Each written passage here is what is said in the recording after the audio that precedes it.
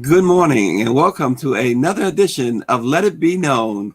This morning, we're going to talk about statehood for Washington, D.C. There's a very important hearing coming up in a couple of weeks, and we're going to have a reporter who's been all over the story to talk about that, James Wright of the Washington Informer. But first, of course, let us bring on the National Newspaper Publishers Association's hardworking president and CEO, Dr. Ben Chavis. Good morning, Dr. Chavis.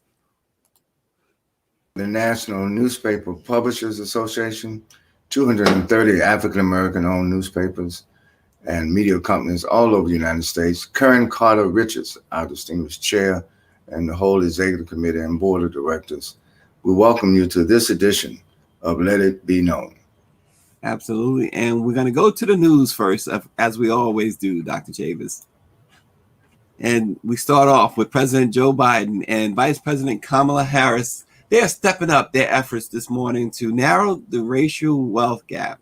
Last night, the president formally announced that the administration would reinvest in communities that failed policies have left behind. Specifically, the administration is expanding access to two key wealth creators: home ownership and small business ownership in communities of color and disadvantaged communities.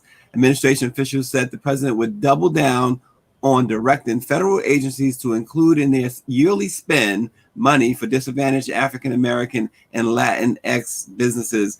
That includes the Black Press of America. So again, Dr. Chavis, we talked about a little bit about this yesterday. The Biden-Harris administration, as they said themselves, they're doubling down on this. Absolutely. I recall a year ago, actually over a year ago, remember we met with then former Vice President Joe Biden in Charleston, South Carolina.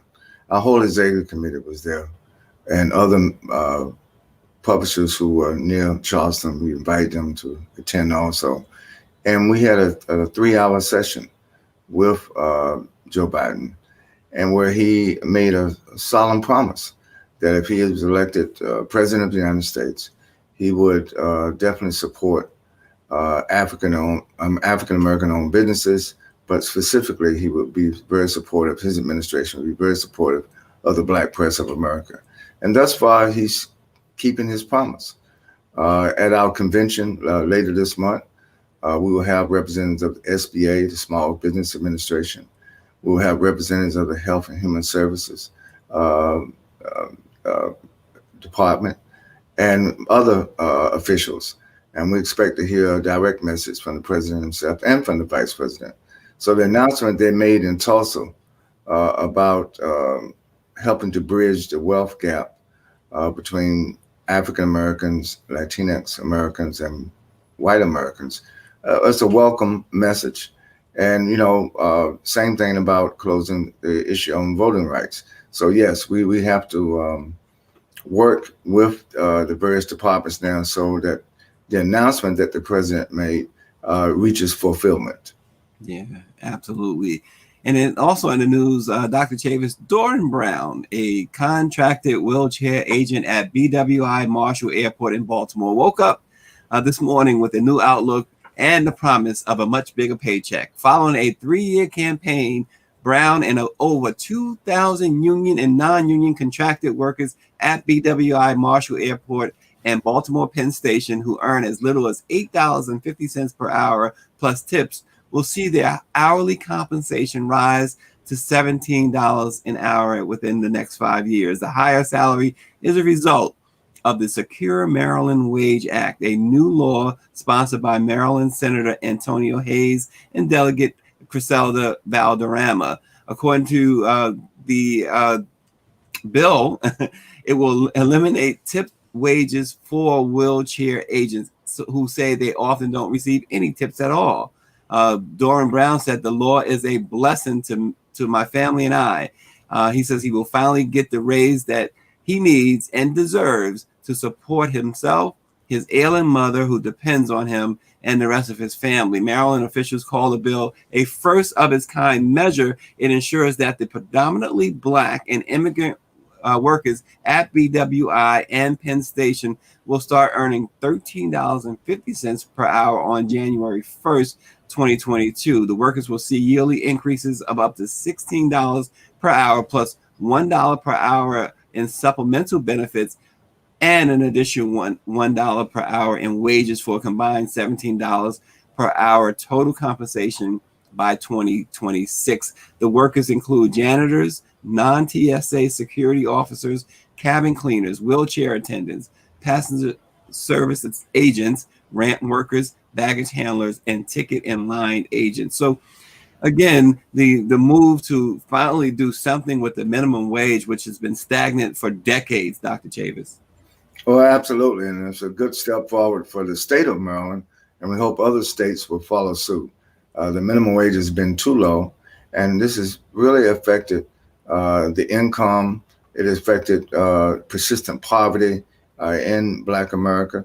So we thank the legislature in Maryland for doing the right thing. Absolutely. And Dr. Chavis, it's only fitting that our national chair, the publisher of the Houston Forward Times, Karen Carter Richards, is watching this morning, because 2 years ago, the National Newspaper Publishers Association enthusiastically elected a new national chair, Karen Carter Richards, and an executive committee with the promise of moving the organization to new heights and reinvigorating the Black press of America, as Karen Carter Richards calls it, the original Black press, the trusted voice of the Black community.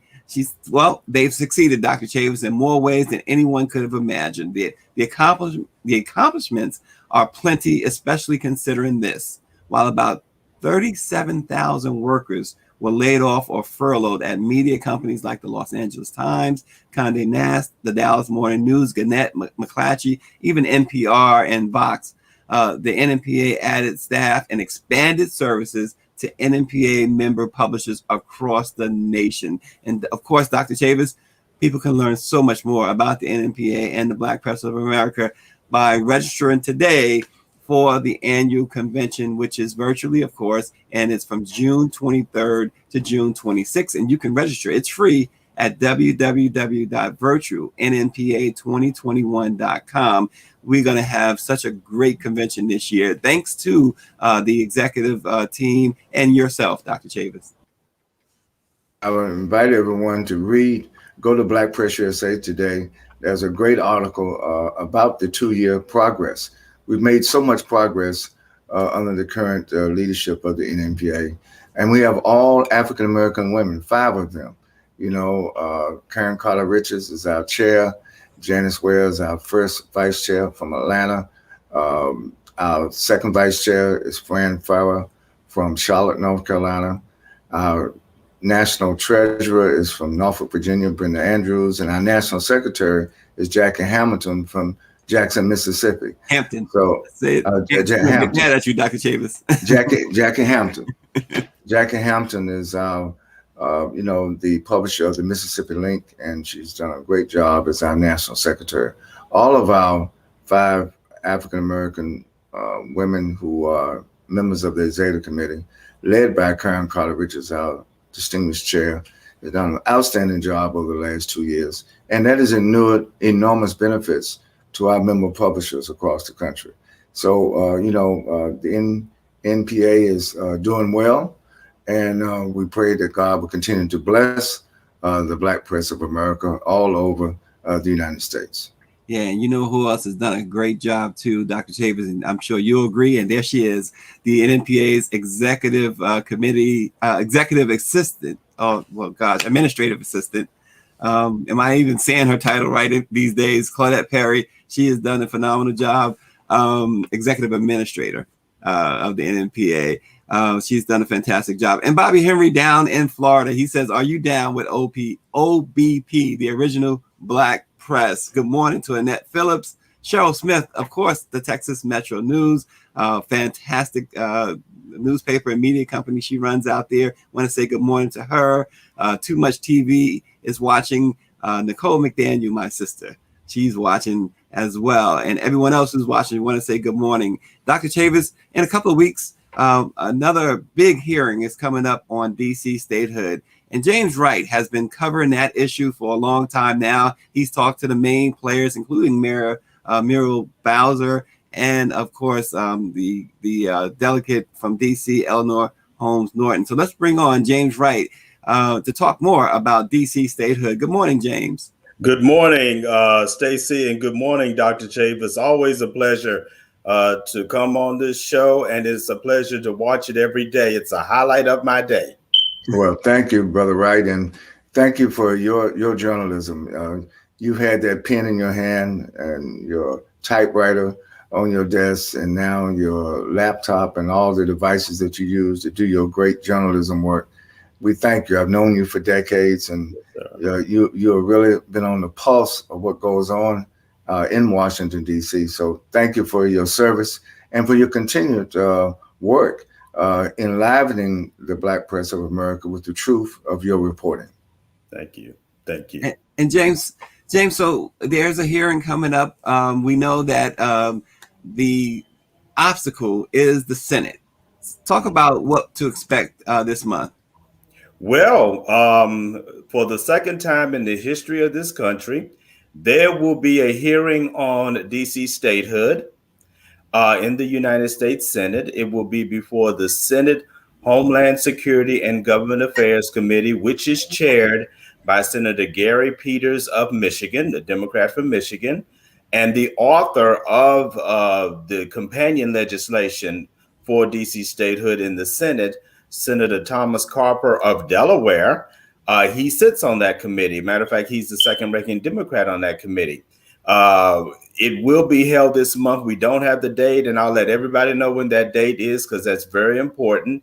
And it is a key step to getting that bill, Thomas Carper's bill, on the Senate floor for debating about the district becoming the 51st state. And James, now you said something before. You said that don't dismiss the fact that a lot of people say, well, it'll never pass the Senate unless they have a filibuster, or they get rid of the filibuster, I should say. But you said don't necessarily count that out. Why do you say that, James? I say that, Stacy, and you and Dr. Chavis have been around Capitol Hill and understand how that place works or doesn't work. And you have to understand that there is nothing set in stone. As you know, both of you all know, and many people in your audience knows, there are 45 co-sponsors of Senator Carper's statehood bill, the most in the history. And you have a few I call them outlier senators. You have, which is Senator Angus King, who is an independent from Maine. And you have the two Senate Democrats from Arizona, Mark Kelly and Senator Sinema. And of course, we all know about Joe Manchin from West Virginia. He basically, and let me clarify this, he didn't say that he didn't support DC statehood. He does not support DC statehood legislation. What he supports, which makes no sense, is that in order for the district to join the union, it has to do that through constitutional amendment. And that has been disputed by many distinguished constitutional law scholars. Anyway, getting to your point is that a lot of people are doing this quick math, Stacy, and they're saying, well, if they can't get 60 votes for cloture, well, it's over with. The DC statehood bill won't move. We don't know that the filibuster may be curtailed for DC statehood legislation. And that's something I think Chuck Schumer is looking at. If it is curtailed, all they need is 51 votes in order to pass Carper's DC statehood bill. Let me say this. There are Republicans who are, well, I don't want to say sympathetic, but they're willing to listen. You have three that are on the bubble in terms of DC statehood. That's Senator Lisa Murkowski of Alaska. That's Senator Rob Portman of Ohio, and of course, Senator Tim Scott of South Carolina. And those are the ones I think it's important for the statehood advocates to persuade in terms of the bill passing. If you can get the outliers in terms of the Democrats, and Chuck Schumer can somehow get around the filibuster. Yeah, and you mentioned a name there, the Democrat from West Virginia, Joe Manchin. Where does he stand overall, though? You said that he supports it if you do a constitutional amendment. But as far as the filibuster, he's been really staunch that he is just not for doing anything with the filibuster. You're absolutely right. And what Senator Manchin is doing is that he's trying to, well, this is what he thinks. He's trying to protect it in terms of the future when the Democrats become the minority in the Senate, and the Democrats will have a voice in terms of moving legislation and nominations, or having an influence in the process in the future when, again, the Democrats become the minority. But, you know, both of you all know that the real debate about the filibuster is just getting rid of it altogether. It's archaic.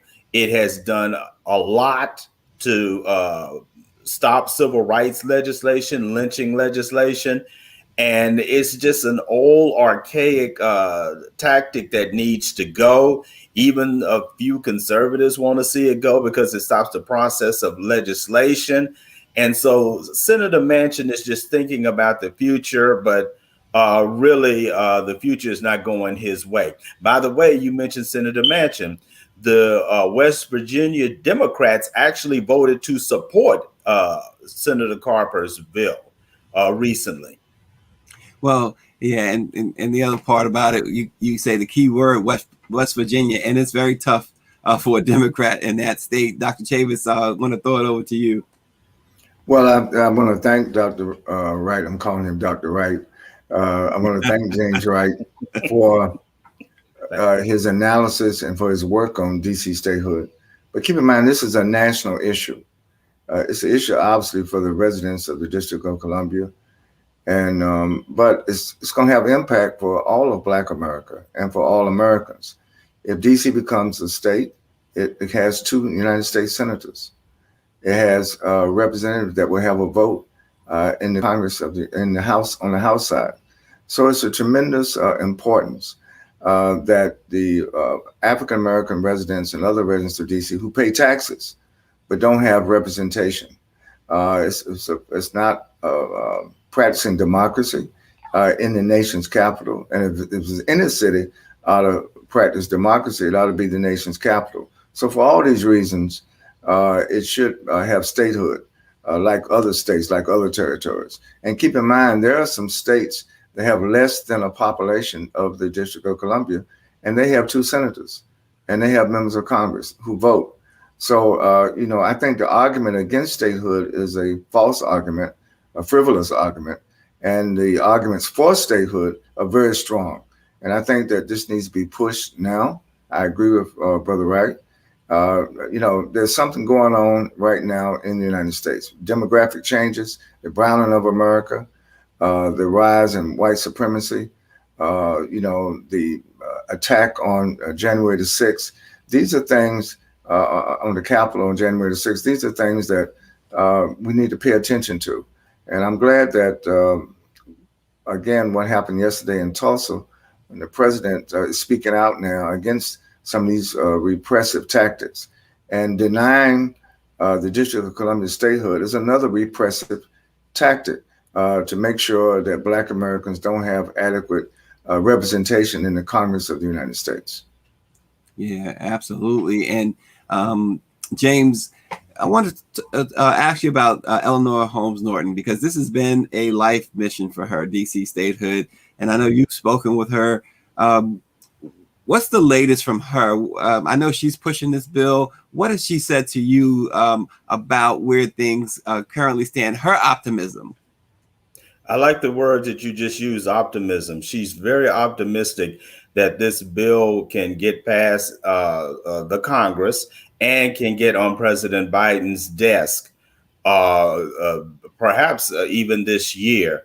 And I want to stress to people that it's important to understand that we're dealing with politicians and a political process. There's some backroom dealing, there's some switching and trading going on that we as the general public don't know about. Plus, the president has really made a commitment.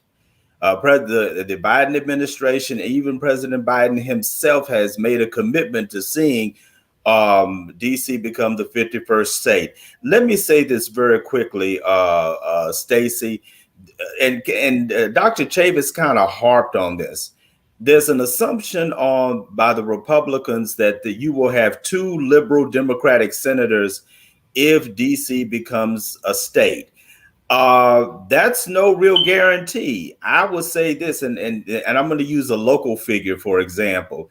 You have a local figure, such a woman by the name of Carol Schwartz, who was a Republican and who was in DC politics for a long time, very progressive, but she was a Republican.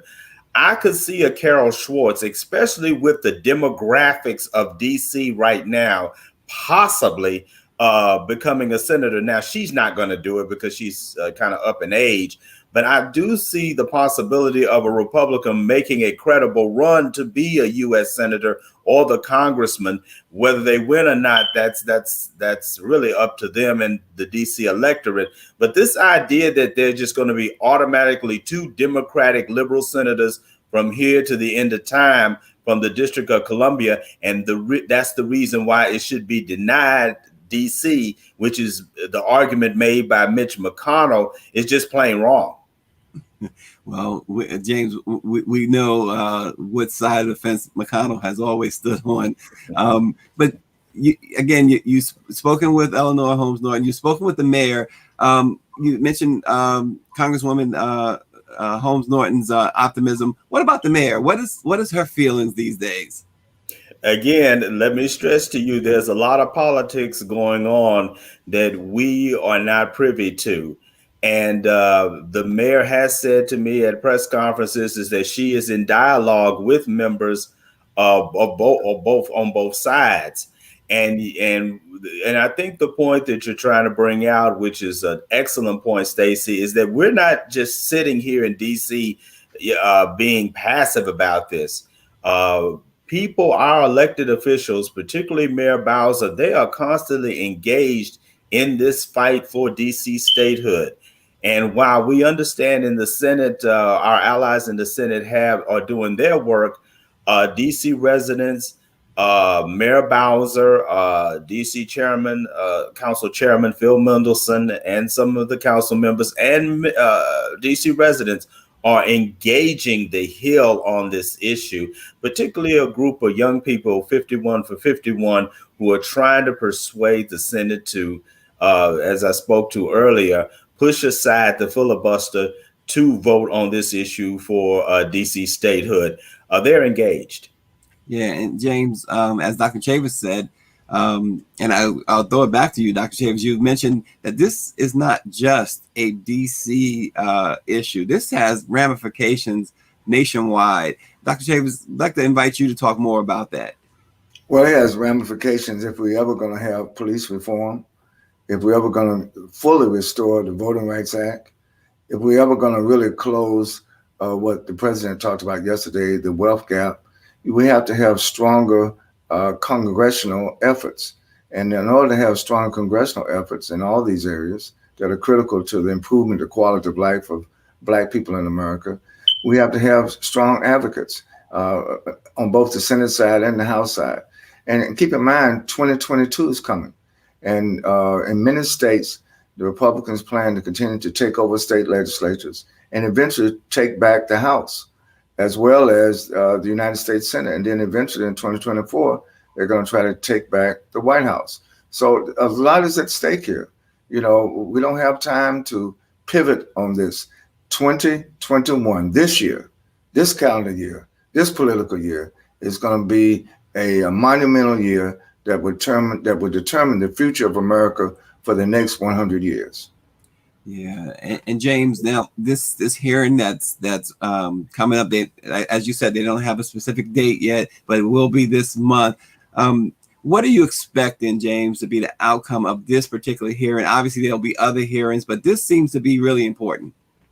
You know, it's funny, Stacy, because some of us old heads who think we know Capitol Hill, we thought that this hearing might take place maybe in November or December. But it just shows you how the Democratic Party has really placed a priority on DC statehood in terms of the vote taking place in April. And then you're having a Senate hearing in June. Very rarely does legislation move that fast, except unless it's a budget bill on Capitol Hill, and that's a testament to Congresswoman Norton's persistence, and the fact that she has so much seniority in the House. And so this is why this is so important. They're moving fast on this, and this is why she is optimistic, and a lot of DC statehood supporters are optimistic. It is moving fast, and this is just a very good development. Yeah, absolutely. And you're right, Congresswoman Norton. She's worked, done a yeoman's job, as they say, with this, and she's certainly been a great friend to the Black press. We certainly appreciate Congresswoman Norton. James, so throughout your time covering this issue, and I know we talked about the Congresswoman and this lifelong mission, but are you, as a DC resident, as a DC reporter, are you optimistic? Yes, and I'll tell you why I'm optimistic, because honestly, I never thought I would see this day coming. I never thought that I would see DC in serious contention becoming a state. Remember, I've been following this for about 20 years, and I remember in November of 1993, when it was rejected by the House of Representatives by a vote of 277 to 153. And even though it had the backing of the Clinton administration, and then you had the control board and all that has come with that, and then gentrification into the city, and then talking about other, remedies in terms of DC residents' political rights. But this is really the time. And Stacy, I am very optimistic about this. And let me stress again, there are things going on behind the scenes that we're not privy to that I believe will ultimately in some way make this happen. Well, the fact that you know that things are going on behind the scenes shows, James, that you have your finger on the pulse. Dr. Chavis, your closing thoughts with James Wright. Well, thank you. And again, James Wright epitomizes why we have and why we need and why we all should support the Black press of America. We have reporters that not only may have an assignment, but have a dedication to finding the facts, reporting the facts, and being an advocate for freedom, justice, and equality. So thank you, James Wright, for your longevity as one of the strongest reporters in the nation that advocates with your pen and with your writing, with your investigative reporting on issues that are vital to Black America. Thank you. Thank you, Scott. Thank you, James. And I do want to mention what Claudette Perry did write about DC statehood. She wrote in, not to mention that DC will then be named after Frederick Douglass, a Black press publisher enshrined in the NMPA Gallery of Distinguished Black Publishers. A great point out there. So we're going to continue to follow that. Of course we are. And also we want you to follow us. Visit www.virtualnmpa2021.com to sign up and register for the National Newspaper Publishers Association's annual convention. It's going to be held from June 23rd to June 26th. Registration, again, is free. So we're looking forward to seeing you all there. And it's going to be a great, great convention. Let it be known, in the words of Shirley Chisholm, you don't make progress by standing on the sidelines, whimpering and complaining. You make progress by implementing ideas. We will see you tomorrow.